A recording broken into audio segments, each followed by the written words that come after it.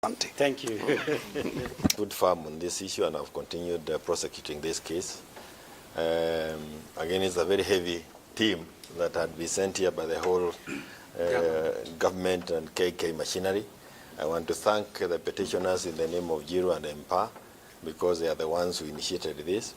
You will recall that from the beginning we started battling this issue as Azimio and UDA, but it is this team that decided to come to court on their own account, and I want to commend them because that's a good thing.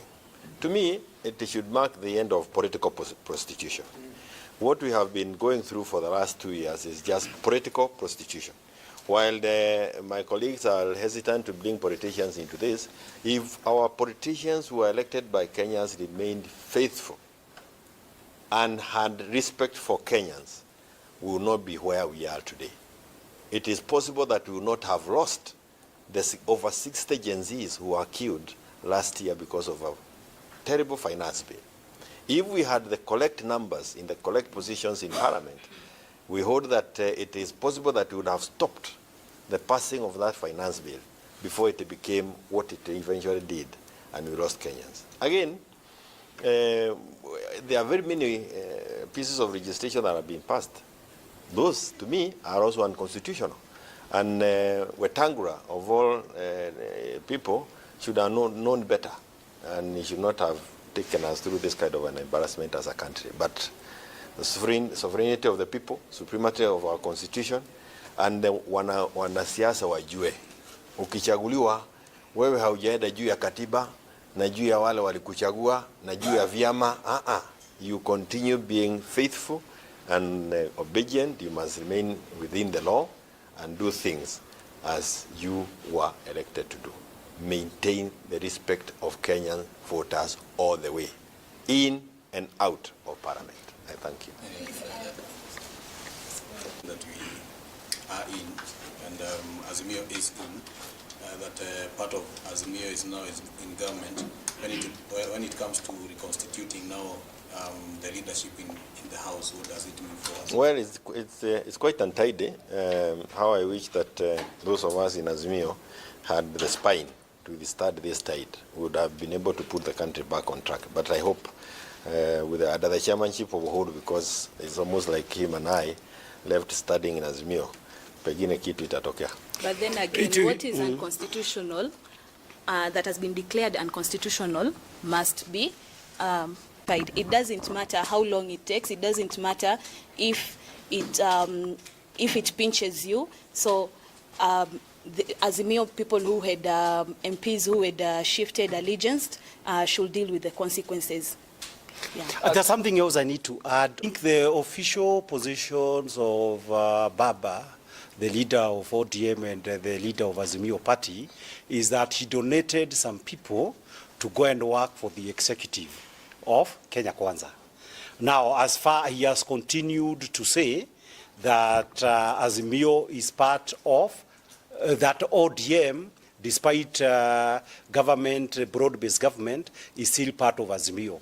So we expect Honorable Kalonzo Musyoka is there, Honorable Kioni is there, Wamalwa is there, the Azimio family is intact. But more importantly, I believe it has grown from the number of people who are there, because from Kenya Kwanza, Kenya have shifted from there. And I believe Kenyans are looking to Azimio to ensure that after it has gotten a majority institutionalized in the National Assembly, that we are not going to have this oppressive taxation, and we have a second chance to get rid of this affordable housing and these kind of crazy policies that are there, and to ensure that the national executive can now be checked. Parliamentary capture is a real problem in Kenya. Through this ruling, the issue has been addressed. Now we expect that when Azimio will be running the National Assembly, which is the most powerful organ of Parliament, that now they can ensure there are no more abduction and extrajudicial killings of Kenyans. Because the state, what all that Ruto and his people, Wetangula, his conspirators were doing, was to ensure that you captured Parliament so that they can commit all these atrocities that have been going on in Kenya. This we have a chance to address. Therefore, we expect that Baba, Uhuru, Kioni, and all the other leaders and Honorable Kalonzo are going to ensure now that institutionally they are more powerful, that the crazy manner in which Kenya is being run today stops. This will actually start the process of actually moving out of that coalition. We've seen Kenya Party start the process of moving out of that particular coalition.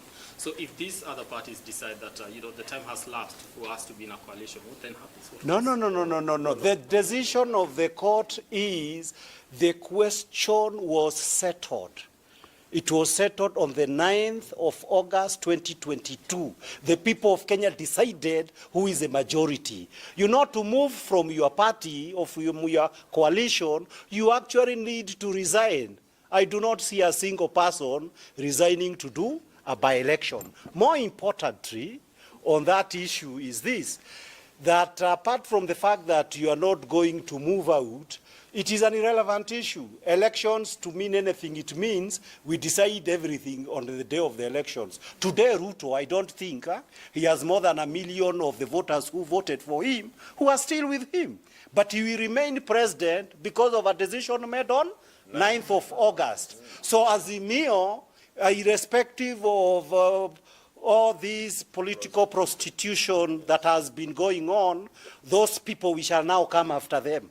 In fact, this is not the end of anything. We are now going after them now that IEBC is coming. This is just the beginning of tidying up the situation. Even Wetangula is not off the hook. Wetangula, they have just said he was employed properly, but they have said the speaker cannot be going after Ruto, saying Gachagua must go, and you are in the choir of the president.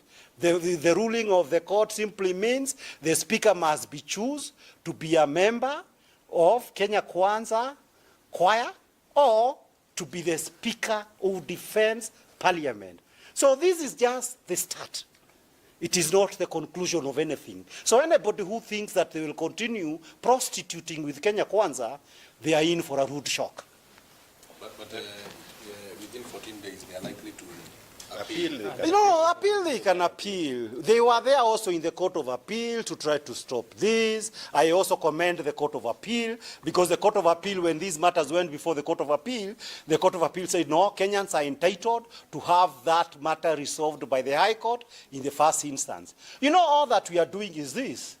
The High Court has simply said that we have to run the Republic of Kenya in accordance with the Constitution, and expressly found that Wetangula thought that he could decide by himself that despite what the people of Kenya have decided, I can say who is the majority.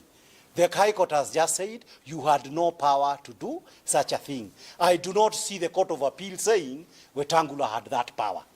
So I think this is a done deal. Maybe just to reinforces the minor care decision also, where the courts decided that the presidential elections are decided at the ballot. Yes. That is what was decided as far as the presidential election is concerned.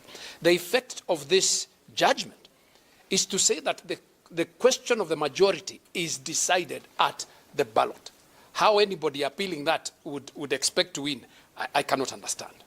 We cannot allow situations where I vote, you vote, he votes, and then somebody else comes and decides this is what you intended. That is the intention of this court. So to answer your question, whether people cross or crisscross, the majority will still remain Azimio as a principle. How they negotiate the political deal is inside there, that's another issue. In any case, they are collaborating. Some of them have been donated. That's another issue. It's just like a normal, it's just in a normal marriage. Yeah. You are bound to your spouse, but nothing stops your spouse from being a prostitute after marriage. There are no defections under our constitution.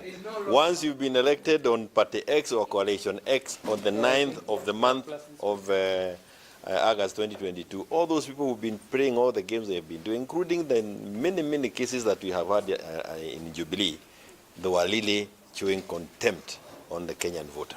Mr. Kioni, yes. Please, I want you to explain a bit about political prostitution, please. I came in late. Political prostitution. It is this decision of having very many masters. Yata unajua umaraya ni nini? Sasa kwa siasa umaraya ni hiyo, kuhamahama, kuhamisha kila kitu usiku na mchana. Kwani nini ingine? Na hiyo ndio shida. Even now, even as we are talking about coalition after the messy situation that we are in, you can still see that prostitution, political prostitution, becoming part of our culture in our politics. And it's not a good thing. We need people who have integrity in the way they do things, privately and publicly. Thank you. Thank you.